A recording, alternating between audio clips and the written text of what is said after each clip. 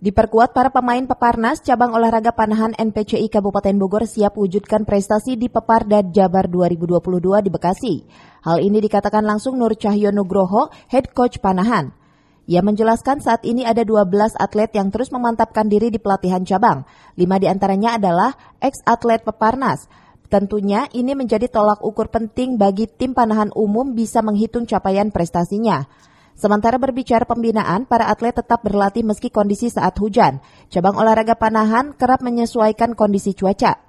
Nur Cahyo juga optimis para atlet terbaiknya mampu mewujudkan 7 medali emas di Peparda Jabar 2022. Kita kan ada 12 atlet ya. 12 atlet mungkin yang ex Peparnas yang udah mulai senior itu yang 5 orang sih sudah di atas lah posisinya. Karena kan kemarin juga di Peparnas itu emang mendominasi.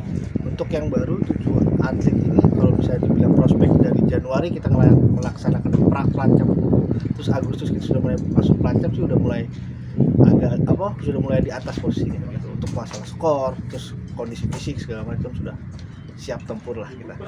Nah bang, Kita sih paling selang-seling ya mas. Jadi ketika hari misalnya hari Senin kita hujan, kita tetap hujan-hujanannya dulu gitu. Yang penting si atlet sih kita udah bekalin, pokoknya bawa baju ganti gitu. Karena kita nggak tahu situasi ntar pertandingan seperti apa. Karena di panahan itu kalau hujan selagi belum ada petir itu tetap lanjut pertandingan. Kita nyiasatin biar kondisi badan tuh beradaptasi di situ gitu. Jadi walaupun hujan nggak hujan tetap skor tuh tetap aman lah di sini.